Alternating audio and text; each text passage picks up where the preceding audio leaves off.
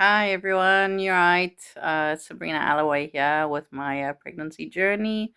This is week 28. I'm 28 weeks pregnant now with my second son. Um, and I would like to talk about symptoms and how I'm feeling and all that, but also today I'm going to talk about, a little bit about some appointments that I've had, and maybe a couple of products that I think are useful to have on your list. So, last week I was having a really awful time, and to be fair, the hormones and stuff I'm still kind of in a low mood, not that bubbly, happy self that I usually am.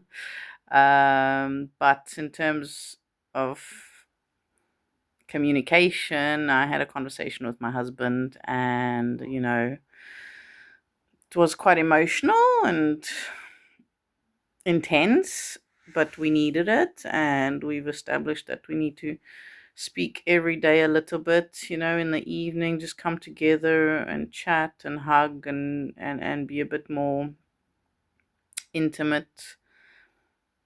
Yeah, and try to understand each other for that day, or how we felt that day or whatever. And also in the mornings, in bed, have a little cuddle just so we can feel a bit more connected, and just reassure each other that, you know, we do love each other and we do want to be together and everything. And we just working through it together. So my big point with him was that I needed support, and I needed to feel like he was understanding what I was going through. The important uh, point that I put across is that I was feeling lonely, like I was carrying a lot on my own, and I wasn't having any time to myself either, and that I needed a bit more of his support to feel like I'm not going through this on my own. And that was important, and it was useful. And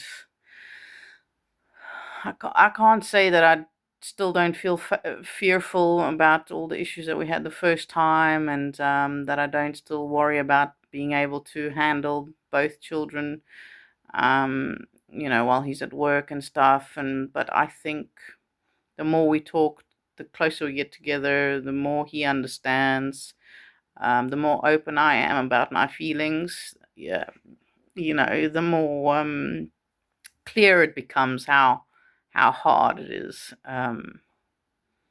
Anyway, I'm feeling a lot better this week. It's been good weather as well, so just got to make the most of it and enjoy the little kicks and bumps. My belly's quite big now, really, really big actually. I wanted to show you the skin as well. I'm still exfoliating and moisturizing a lot, so my skin looks pretty good. I really do recommend that you guys do the exfoliation with the scrub in the shower, and then afterward lather your skin with oils. Those like the Bounty bags or the MS Diary free samples and stuff are really, really good. You get little bags of oil and cream, and those will last you a while.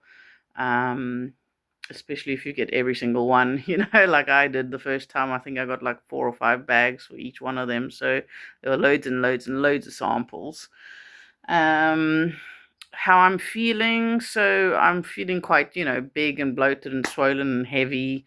I'm starting to get backaches now. So I'm thinking of getting one of those belly belts, something to support the weight of your belly, or use dungarees. I've been using dungarees, and they help hold the belly up a bit higher, so you don't feel that pressure pulling down. That's actually quite a good one. Anything to hold your belly up a little bit higher is useful. My sister bought me like a black band that goes around your belly and kind of sort of like holds it in place. That also helps. Otherwise, walking around can get quite tiring and uncomfortable. Um, yeah, I'm feeling, very pregnant right now. That's what I tell everyone. In terms of sleep, I've had to up the bits of pillows around me and and I've been having to sleep a little bit more upright because the other day I woke up in the middle of the night and I could not breathe properly. I had rolled onto my back because my leg was really, really aching, and turning to the other side wasn't working. And it's recommended that we sleep on either our left side mostly or our right side and not on our backs, because the heavy belly then kind of does pressure on the big blood vessel you've got here, and it basically cuts off your oxygen. And I woke up really panting, like like really couldn't get my oxygen in, and I had to breathe in. I had to change positions, obviously, and then I could feel my lungs filling up with oxygen, and I had to do quite a few long breaths for a while, and I woke up quite scared. So just make sure that you don't go on your back, and that's why I've propped myself up with lots of pillows, so that if I do need to go on my back, at least I'm a little bit upright. So make sure you are sleeping well and you're not cutting off that oxygen, because it can be very dangerous. Um, so sleeping has been tricky, to say the least. Hip pains, and I get a lot of that restless leg thing on the sofa at night, so I'm having to lie down sideways on the sofa as well if I want to watch TV, because I get really uncomfortable, and my breathing is a little bit lower, so I find myself making lots of grunts all the time. In terms of skin, everything's okay. My little fluff of hair is still still there. It is probably going to still be there for a while. Yeah, my hair looks funny, but it's okay. It's thick, it's healthy, it's growing. That's what matters. I don't know if anybody else is having any other strange symptoms. Just let me know. Another important thing is to try and do Kegel exercises, because it's important. um, I've been a bit lazy in that aspect, but if you do not do them, you will notice the difference after having your first child, whether you have a cesarean or you do not. You will always have little leaks, which is annoying. So maybe it's too TMI, but this is a candid conversation I'm having with you guys, so letting you know it all. Also, talk to, I said, constipation can be a real issue.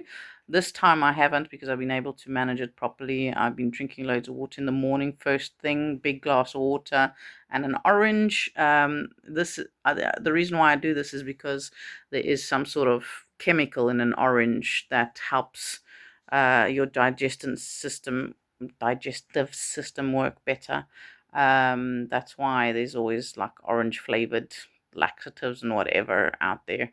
Um, so it works for me. It works really, really well for me. So I drink a glass of water first thing without putting anything else in your mouth, and then orange. It can't be like a nectarine or an easy peeler, because for some reason they don't work. But a little orange from like Morrison's or any other normal orange will work.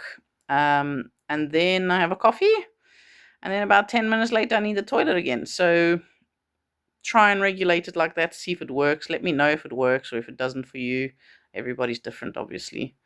Um, but that's my advice. I need to say again, I'm not a medical profession. I'm giving you tips and, um, pointers on what I've done and what works for me.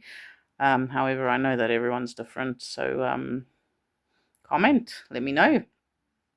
Also, what else do I want to talk about? So yes, constipation. If you are not able to control it like that with the excess water and the oranges and all that, please talk to someone in your maternity. People here in the UK, we get given a specific kind of midwife to go through our journey with us, and then we have appointments, but we also have a special like triage number that you can call, and they can then make a specific appointment with you, and then they can prescribe stuff for you. But generally they say go speak to your GP, talk to them about constipation, and they will then prescribe you with something to help you. Um, you need to do that, because the first time I was too embarrassed, or I thought it was normal, or I just thought it was going to get better, not worse. And it just got worse and worse. And I ended up really suffering with constipation my first pregnancy, and obviously had hemorrhoids with that. Came lovely, lovely hemorrhoids, which then came back very quickly this time. But they're not a problem now because I'm not straining, but it's still not nice to have that. Okay, so make sure you just ask for help in any sense. And same thing with heartburn. You can also ask for a prescription. They'll prescribe you with a omeprazole or whatever, and will help you with the heartburn situation. I'm finding that I have to like cut out certain things, like peppermint tea doesn't work for me.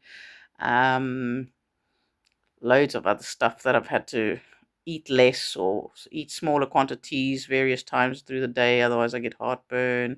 I can't eat strong crisps or, specific teas or anything like that. I do. My heartburn is peaked a little bit more, but I'm able to control it with the bicarb in a little bit of water, so bicarbonate of soda.